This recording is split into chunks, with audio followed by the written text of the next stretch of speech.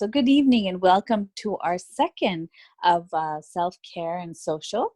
My name is Cindy Chetta, a financial health and wellness coach. Tonight, as your master of ceremonies, as a group along with our speakers, we will be having dialogues on how to conquer our fears. Our first speaker and organizer for this evening is the Executive Director of Project Instigate Board of KPU Alumni Association, international motivational speaker, and an acclaimed TED speaker, learning strategist and crisis interventionist, one and only Fatima Zaidi. Hi, everybody. My name is Fatima. Thank you, Cindy, for that introduction. I want to talk a little bit about the event today. This is sort of a place for us to be able to check in with each other and take care of each other in this very stressful time with everything that's happening outside with coronavirus. And it was really the reason that I started noticing a lot of negativity on social media. There seemed to be a lot of tension. A lot of people are stressed out. A lot of people are worried. And that's when I kind of started a series. Like on the 18th, we did one on women's self-care and social. So it was women only. And now I put on this one where everyone's welcome. Because I wanted to make sure, including kids, by the way, so thank you to them for joining. But I wanted to really create a safe space where if we have any concerns, we can bring them up, we can talk about things, we can talk about a healthy way of dealing with what's happening out in the world, and maybe even be a source of support for each other. Now, I want to talk a little bit about why tonight's event is called Let Go of Fear. I received multiple messages from people who either did or did not attend the event today, said, I'm not really that fearful. So I wanted to actually address what fear is and why I wanted to call it Let Go of Fear. It's what fear is: worrying about something that hasn't happened yet. And it can manifest in our lives in a lot of different ways. Some of us experience it in the form of chronic stress, and there are other ways fear shows up. A lot of it is around anxiety. It can bring kind of moodiness or things like that. I'm not an expert and I'm not a psychiatrist, so I don't want to go into too much detail around that. However, I want to talk about the fact that we all have a little bit of fear because, we have imaginations, and as people, we can foresee things in the future and sometimes or try to foresee things in the future. And we end up imagining all these scenarios that haven't even happened yet, and they tend to stress us out. They can cause health concerns like raised blood pressure, among other things. Fear can cause depression and anxiety, whether it's worrying about a family member who may be going through a difficult time, or whether it's unemployment or being laid off. Whatever it is, fear can really be paralyzing for all of us. And some of us have definitely more stress and fear than others. And as a friend of mine, I learned this from a friend of mine. His name is Adrian Starks, and he talks about not being fearless, but fearing less, as in take the word fearless and turn it into two separate words. Fearless, and how can we fearless, and how can we mitigate the fear and continue with our lives and be able to manage our stress levels in a healthy way, foster healthy relationships, and also be able to take adversities or difficult situations and be able to turn it into opportunities. So that's what this event is about today, and I will pass it back on to Cindy to invite our first speaker. That was a great introductory. Thank you so much. Our first speaker today is Jagdeep Hare. She's a certified health coach, a Reiki practitioner who freely works with women who are actually burnt out from putting everyone else first. I'm sure we can relate. And she assists them reclaim their time and energy so they can give from a full cup by reconnecting back to themselves with sustainable goals and actions in a gentle, loving way. Take it away, Jag. Hi, thank you. Thanks, Cindy. You're welcome. Thanks, everybody, for being here, first of all. I wanted to just all of us connect just by taking some deep breaths together. So if we can all just place a hand on our hearts and just take a deep belly breath to the count of 4, breathing in. And if we can exhale for more than 4, just a really deep breath. And then if we can do another one for the count of 4, 3, 2, 1.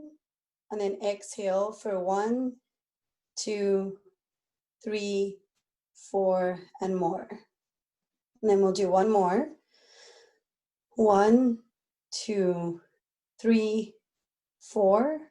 And exhale for 1, 2, 3, 4, and more. Just to kind of bring us all together at this time.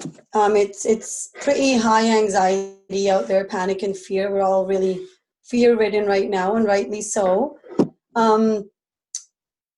I wanted to share a little bit about myself as well. I don't want to take up too much time, but this week's been a bit of a challenge for myself. The virus really kind of hit home, and my brother was impacted. He was tested positive for the virus, and he actually had a heart attack on Sunday. So it was it took me into the fear as well myself. So it hits close to home, and I was not sure if I should be here or what I should do. And then I kind of took a step back and allowed myself to feel and process what was going on. And here I am. And I just thought, when it hits so close to home, it kind of gives it a whole new meaning. And it's real. I mean, the fears out there, we're all impacted in one way or another. We've all been forced to shut down physically, but mentally, it's almost like a whirlwind, because our minds are all going crazy. It's the unknown of what's going to happen with work or our kids or everything all together. So just to not underestimate the impact of stress on us. I mean, number one, it really affects our immune system, long-term and short-term, right? We're stressed out. It affects our behavior with the people around us. And we're not sleeping well, we're not eating well, we're not hydrating. It impacts us, and it impacts everybody around us. And in a way, we're all kind of grieving, is what I feel. We're grieving like everything. I mean, some people have canceled weddings, there's been surgeries, people have been impacted who are close to us. Like, in each and every way, we're all grieving in some way. So what I found with my personal experience was, we've just really got to feel what we're feeling, and there's no right or wrong to it. So we're parents, we're siblings, we're children, whatever we are, we've just got to allow ourselves to feel what we're feeling, and then see what we can do for the ones around us, because we cannot give to others if we're not feeling good ourselves. I'm sure we all agree. And just to kind of stand in our power as much as we can, and not be blaming and shaming. Like, we cannot control what others are doing at this point.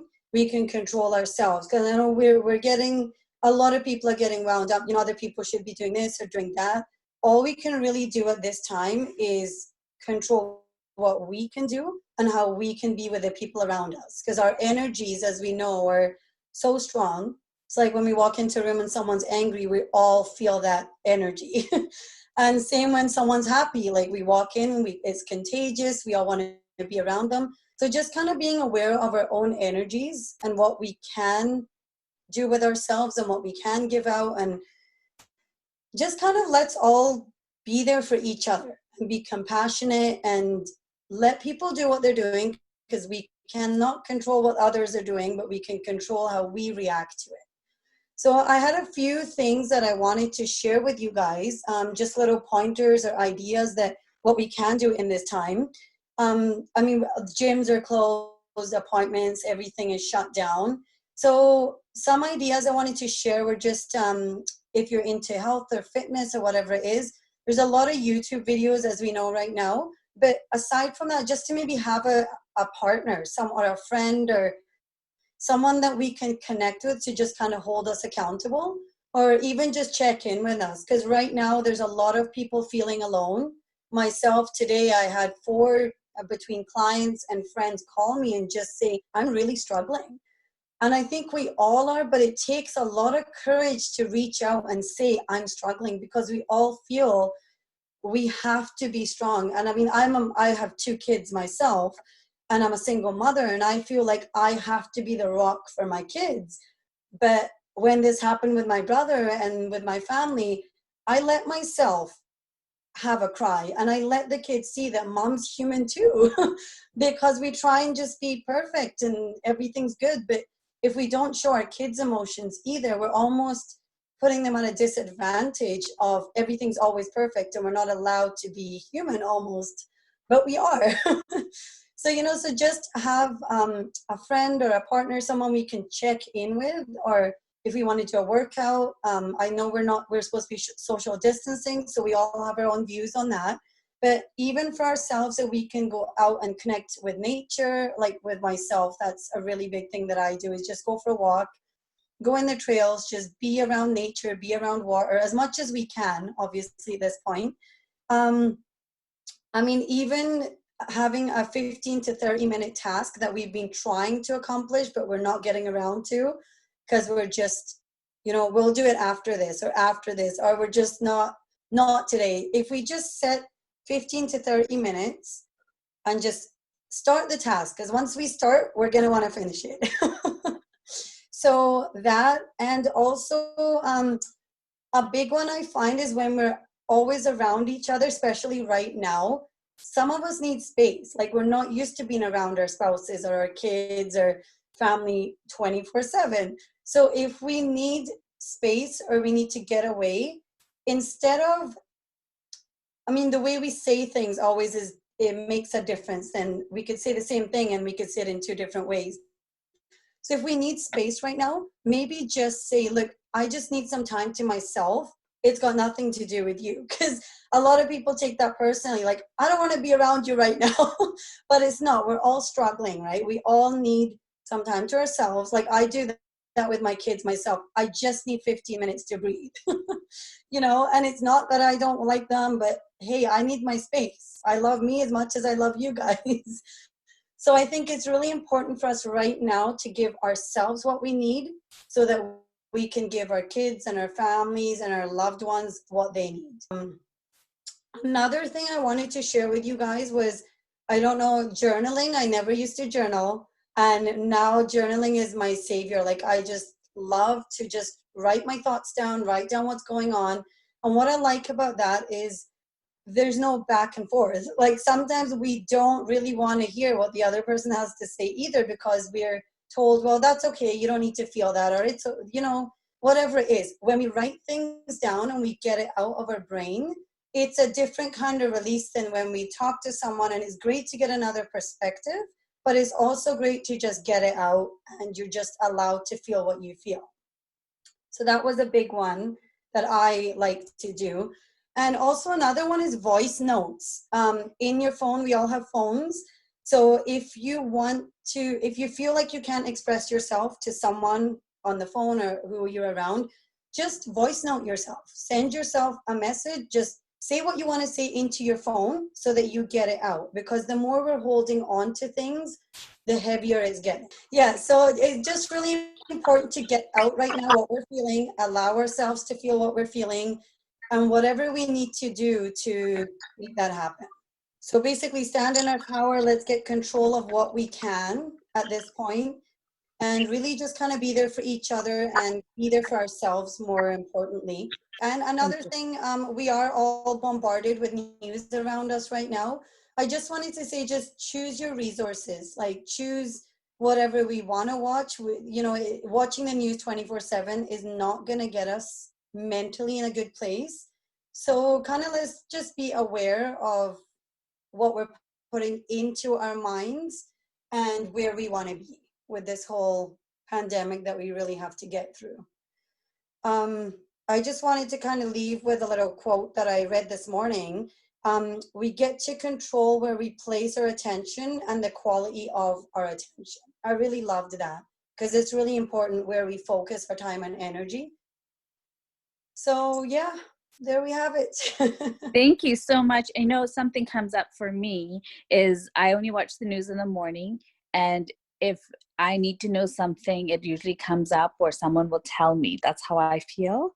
And I Right. really like the part about when you said journaling, because I remember when I was 17 years old and I was super angry with my uncle, very close family member. And I just thought, if I say anything, it's never going to be a good thing. So I was super angry and I wrote out my feelings, 4 pages, slept on it. And the next day I ripped it up and the feeling was amazing. Yeah, it's so Thank powerful. Another thing I like to do when I write, when I journal, is I burn it. So ripping it up or burning it, same kind of thing. And then that way, no one's going to ever read it. It's gone. It's out of you and it's gone. And it's between you and that piece of paper. This is Corrine Underwood. She's a certified sex, intimacy, and relationship coach, sexual health educator, somatic sex therapist, apprentice. She does have a website. It's called choicesforsexualhealth.com. And one of her goals is to do a TEDx in 2021. She's also the founder of Choices and of Sexual Health. She works with clients to repair, strengthen relationships with themselves and others by supporting them to heal trauma, love themselves shamelessly, embody pleasure, and utilize sexual energy to live fulfilling lives. Her work involves individual and couples coach therapy workshops, providing youngsters, teens, and teachers with comprehensive sex education and mentorship, and supporting parents to celebrate body positive homes. Take it away. Thank you. Good evening, everyone. And I'd just like to show my gratitude for all of you, regardless of whether or not we can be in touch in a physical form or by video. It's community that gets us through. And like was mentioned earlier, none of us needs to be alone. And the more that we can open and share in community, the more that we will thrive. And I would like to just share a little quote. Where there is kindness, there is goodness, and where there is goodness, there is magic. And this too will pass. So like everything in life, it's not forever. And when we are in these crisis situations, what ends up happening is that our body does go into a traumatic-like response. And what I mean by that is that we can mentally reframe. We can do all this work in our brain and we can create affirmations. But if our body is in a stress response, it gets ingrained into our cellular system. And so we can talk about it, but our body is responding in a different format. So a useful thing that we can do is start to reconnect back with sensation. And what I mean by that is that when we are feeling something happening inside our body, we take a moment to notice, one, where that is occurring and what that is. So get super specific with it. So is it hot? Is it tingly? Is it jumpy? Is it to reconnect what's actually happening in our body? So let's take a moment, just a brief moment. You can keep eyes open or closed.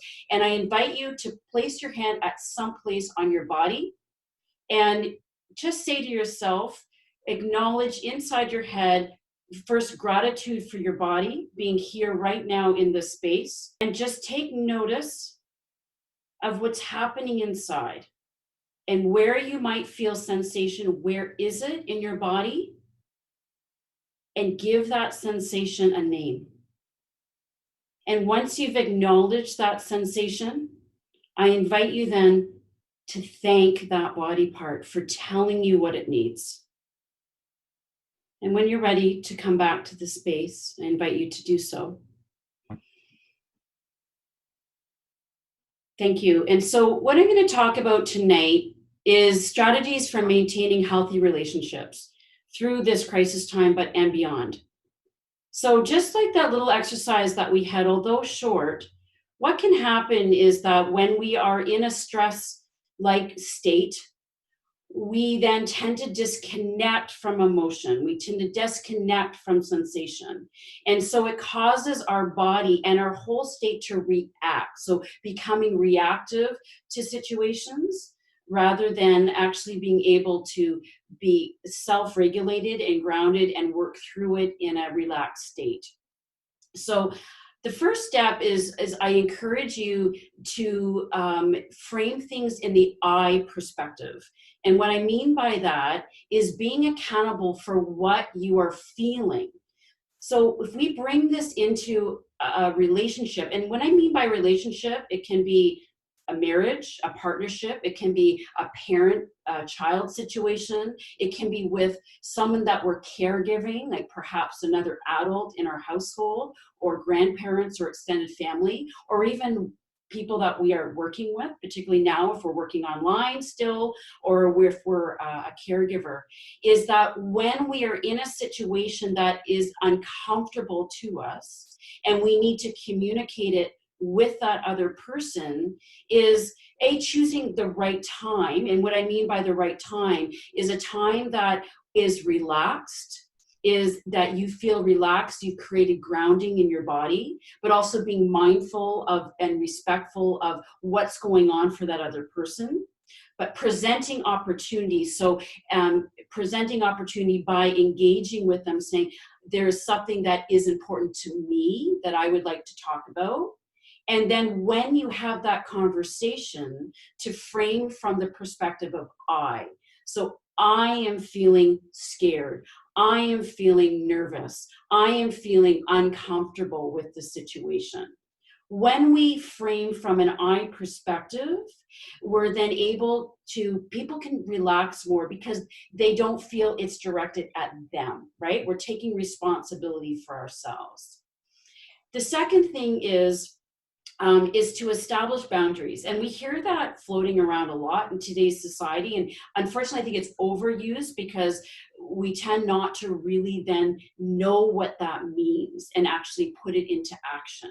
And it's often extremely difficult under these circumstances if we're at home and we're with our kids and we're looking after, we're caring for other people. How do we then establish these boundaries and practice essential self-care, right? So the key is to determine first and foremost what you need for yourself. And that's not being selfish. In fact, that's being selfless. So if you think of the flight scenario, what they say is that you put the oxygen mask on yourself first before you put it on your child. And that's the exact same in every situation of life. We have to take care of ourselves first in order then to be able to be in an environment that we can stay healthy, and that then we can start to caretake and look after other people. So what does that mean specifically for you? And that's going to be different for each and every one of us. So it might mean that you have to get up at 7 as opposed to 7:30, or 6 as opposed to 6:30, or stay up a little bit later to be able to do the things that you need to keep your body healthy, which could be journaling or meditation or exercising, things that are going to help you survive during these extra stressful times. And again, I can't stress enough how important that is. So when then the next step is when it's coming to communicating that with family members, going back to that I, the I is, in order for me to maintain my health and well-being so that I can actively engage in this household, I can take care of you and look after you, this is what I need. So let's work together to come up with some framework on how to do that. Now, the greatest thing too is we're now constantly, everything's online, right? We're being bombarded with groups and media, and an area that we can really practice boundaries is how much time we're on digital, right? Because digital can wear our immune system down and also can overtax our nervous system, right? So setting healthy boundaries around digital use. So areas of boundaries are personal self-care, family members, how much time we're giving out to other family members, people that maybe still have a job, that work balance, and partners, right? We can't leave our partners out, our loved ones out of the situation, and how much time we're balancing with our kids, right? Now, when we communicate with each other, I don't know if anybody's heard of deep listening. It's a little bit different than active listening. So deep listening is when we're actually listening. We're not interrupting. We're literally listening to what they say, every word. We're curious. We want to hear what they have to say, not how we want to feel, not how we want to correct, not how we want to fix them, but rather from the place of gratitude and compassion and listening with a full heart. So we all have our own agendas, but if we're really going to nourish our relationships, we need to be open to receiving what other people are saying, not from a place of fear and not from a place of this is about me, because it's never about us. It's always about the other person. So we can't take it personally, but really actively deep listening. And part of the skills of deep listening is getting super curious. So if there's something that our loved one or friend or coworker is saying to us and it just doesn't make sense to us, then once they have finished talking, that's an opportunity to use the I perspective and say, in order for me to really understand what you're saying, I'm curious about this, or I'd like you to explain it in a different format. And that also makes them feel more relaxed. It's creating intimacy in that situation. But there's also an opportunity to continue to, we're acknowledging what they're saying and we're making them feel valued and important. Another thing we like to be mindful of is reframing vulnerability. And so if we, for example, we might be feeling some tingling in our belly or in our chest, or maybe pain or tension when we're breathing, not from the virus, but more from a stress response, is instead of the automatic response that we do is going to I'm scared, I'm nervous, take a pause for a minute and consider reframing. Because when we actually feel nervous, there's opportunity in nervousness. Let's reframe it to excitement. Excitement for the possibility that we have in that direct situation. And two other things that I highly suggest is we're not going to like what other people do all of the time, right? So particularly when we're in an environment that we have to be around people and we're in survival mode and we need to get along, is that I encourage you to make requests rather than demands. So coming back to the I perspective and showing that vulnerability of it is making me uncomfortable in this situation. I am feeling upset or I am feeling nervous, and I'm requesting that we come up with a different schedule so that everybody can thrive. That's an example. But making a request rather than saying you need to change or we need to have a different system is coming again from an I perspective, and you're requesting it rather than demanding it. And then most importantly, when we're communicating with our loved ones and our coworkers, is timing is key. And often when we're in a stress response, we tend not to think of timing. We just want to get it out there and we want to caretake for ourselves, right? So taking a bit of an extra pause to think, okay, is this the right time to have the I conversation and have deep listening so that I can be really curious and make a request rather than demand? And it might not be. It might mean that you have to wait a half an hour, or maybe it's to tomorrow. But at least put the intention out there. So I encourage you to say, there's something that's really important to me that I want to talk about. When is the right time for you? So just a few little tidbits on keeping relationships alive and healthy and nourishing them. And I hope that you found something useful out of what I said. And I'm sending lots of love and gratitude to all of you. Thank you. Well, thank you so much once again. And I would like to introduce Fatima, who has over 10,000 hours, over a decade, providing leadership and community support services, working in partnership with several nonprofit agencies. Her portfolio is endless, which includes anti-bullying companies, engaging student advocacy, facilitating leadership programs for new immigrants, refugees, and empowering workshops for young women, and working towards ending homelessness. Fatima is truly making a positive change in all our lives and the community. Let's hear from you once again, my fabulous Fatima. Hi, thank you so much, Cindy, for that wonderful introduction.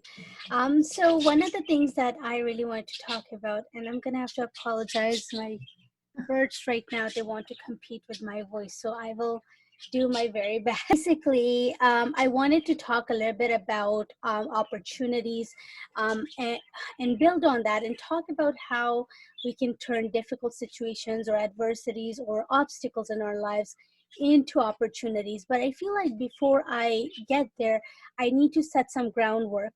For us to be able to do that, we have to do a little bit of exercise, or rather, it takes a lot of practice, especially in the area of building the right mindset. The reason being, we have what I want to refer to right now as default settings or autopilot, things that we normally do and we normally function a certain way, and they're basically, whether you want to call them your default setting or that's your autopilot mode, that's just how we do things. And the reason we do those things is because it gives us a sense of security. Our mind needs to focus its attention on more urgent things, things that need to be triaged, things that need our more urgent situation. So when things are put into autopilot, those are just things our subconscious is like, okay, I got this, you deal with the situation in front of you. And so these are often habits that have been built over our entire lives from childhood. They're influenced by our families, they're influenced by our friends, social media, or whoever we interact with, mentors that we've had in our lives. And based on how we handled situations in the past, when we do those things enough times, they can become habits. And these habits are what our autopilot mode is on. And immediately when there's a problem, our brain just wants to go to that solution. So what happens is, the reason a lot of people try to change their habits and they don't succeed, or they relapse, or let's say you're like, I'm gonna go to the gym every single day, but then day 2, day 3 you quit, right? And it happens to all of us. There's a lot of people that will go on a new diet every month. There are people that will set goals for journaling, and after a while it doesn't happen. Why does that happen? We touched on this a little bit on the 18th, but I do want to readdress this because it's really important. The reason it does that is, when we have status quo and things are functioning at a normal level, suddenly when we change things, it tells our brain, thinks that we're in danger, and then we immediately go into fight, flight, or freeze mode. And depending on how you respond to situations, you might take one of those actions. And what that really is your mind, your mind and your body trying to protect you from danger. They're trying to protect you from unknown. And so that's why changing habits can actually become really difficult, because literally every cell in your body is telling you to go back to safety, go back to what's normal, go back to what you're comfortable in.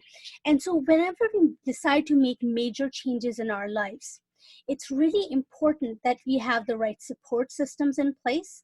And I don't just mean an accountability partner, because we all want to have an accountability partner, but people have busy lives. And what happens is, your friend or a family member will check in on you, weekly or daily, but after some time they forget, and then they kind of move on with the busyness in their lives. So it's really important to actually set in place systems and structures. So I talked about this last time, if you guys were here, but the way to do that is create an environment where you can't escape the goals that you've set, right? So for example, you want to set not just one, but you have to set multiple ways of reinforcing those goals. You can have friends and family who are doing accountability. You could take a course, you could join a support group, you could clear out your social media of all the things that are not serving you. So for example, if you have a particular goal, let's just take the easiest thing. Let's say you have health goals, right? But you go to a YouTube channel or your YouTube channel or YouTube account. What are the videos that are popping up most often? Right now, if there are videos about delicious cooking and cookies and lots of sugar and chips, things like or just videos from people who just don't in general have a healthier lifestyle, people often think that when we say you're the average of five people you spend most time with, they think that's only family and friends.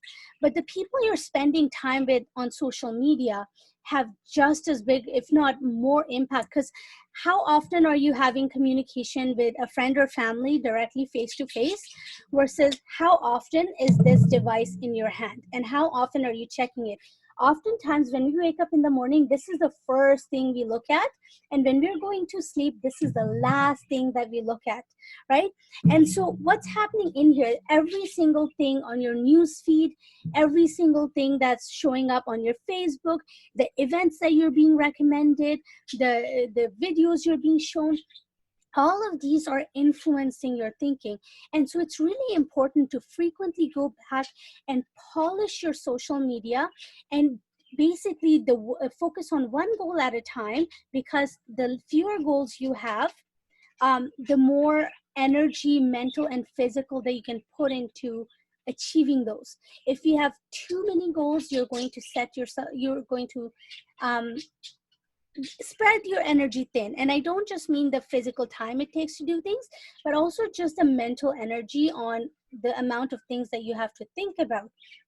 And so it's really important that if you have a particular goal, for example, in this case, I want to talk about having a more positive mindset that is serving us in the long run, that is helping us achieve our goals, that is helping us live a successful, happy, healthy life. If you want to have more meaningful connections, you have to look at the type of things that you're surrounding yourself with. It's really helpful to have a lot of positive affirmation, but sometimes it feels a little bit awkward at first because we haven't been used to doing that often enough. So where I'm going here is when you are trying to turn obstacles into opportunities, it's not going to happen overnight. So don't beat yourself up tomorrow morning if you find yourself, being upset with the situation or, being negative about something. It takes time, it takes practice. However, this is something I learned. It's from a business coach named Colin Sprake. I took some courses with him. I attended some of his seminars. And one of the things that I learned from him is that in Chinese, the word crisis is written like danger and opportunity together. And so every time there's an obstacle, every time there's a challenge, there is an opportunity in there. And actually, I once had a job when I was, I had a job in which this supervisor of ours, we didn't understand it at that time, but every time there was a problem in the office and we would go to her or we'd complain to her and would say, we don't like how things are happening, and this person said this to me, or, just general office drama, she would just take a moment and say, okay, so what opportunity do you see in this moment? And in the moment, it was actually really annoying that she did that, because here we are coming to her with these problems, and then she's making us reflect on our own actions and what we can control. And so now in hindsight, it's like, oh my God, that was such a valuable lesson I learned, right? We might say, I want to, go to the gym in the morning, but I have a job in the morning. I can't do that. Right? Instead of saying, I can't do that, you can start by saying, okay, how can I do that? And just like Karan mentioned earlier, what if I woke up a little bit earlier, whether it's half hour or, an hour? And it's about looking at the opportunity of, oh, maybe I'll get to see the beautiful sunrise today, right? Or, we have any kind of interpersonal conflicts, whether it's actually, this is my favorite one. We're humans, right? We're not going to get along with every single person in our life, right? Whether it's coworkers or family or friends, a lot of people run away from conflict because it's uncomfortable. However, when you have a conflict with someone, that is the perfect opportunity to actually build a very strong relationship with that person. Because I can personally think of, like, there was a person who I just did not get along with. This is a long time ago in university, and we could not stand each other to a point that we couldn't even be in the same room together. It just wasn't going to happen. It was just constant bickering. We just butted heads. We just seemed to not click at all. And things escalated to a point that we could not even be present in the same room. Like, we'd see each other and we'd just walk out of the room. It got to a point where, I said, this is ridiculous, because we have to be in the same room, because, we're a team, we need to do things together. And basically, I ended up seeking outside help in that situation, where we ended up getting mediation. And having that mediation and being able to talk these things in a more controlled setting, being able to stay calm, being able to express how we feel, and listening. And Karan, I just love what you said about active listening, listening to understand and not listening to reply, right? When we hear someone speak, we're already thinking about our response. What are we going to say next? No, it's like, stop doing that. Just listen. And when you do that, the conflict can become the biggest opportunity for you to do things differently. Right now, we're going through a difficult time where a lot of people are, a lot of businesses are shutting down. People are losing their jobs. Family members are getting ill. We have all these stresses and we have all these fears that we spoke about earlier. And the thing is, we need to think about, okay, yes, this is stressful, but yes, as it was mentioned by both of the previous speakers, we can't control other people. There's so many people on social media right now. They're so frustrated by the fact that not every single person is socially isolating themselves. Should they? Yes. However, it's really important to understand that we don't fully understand their situation, and we can't control what they're doing. And so what happens is we end up stressing ourselves out. We end up working ourselves up to a point that it ends up negatively affecting our own health. And at that point, we need to step back and think, okay, how is this serving me? Right? What am I doing for myself when I think like this? I had, a person who posted on social media about how if you're coughing right now, you have absolutely no right to be in public, right? And we need to step back instead of making those harsh statements, and say, yes, absolutely, we want to be compassionate towards people who are at high risk of getting sick right now. But we still want to stay balanced. We don't want to go so off on one end that we're completely not empathizing with this whole other group that needs a lot of compassion as well. And there's many reasons for people coughing. Right now, we also have allergy season, among other things. So just taking a more compassionate stance, understanding that we don't know as much as we think we know, and from there, stepping back and saying, you know what? I can't control that, but what can I control, right?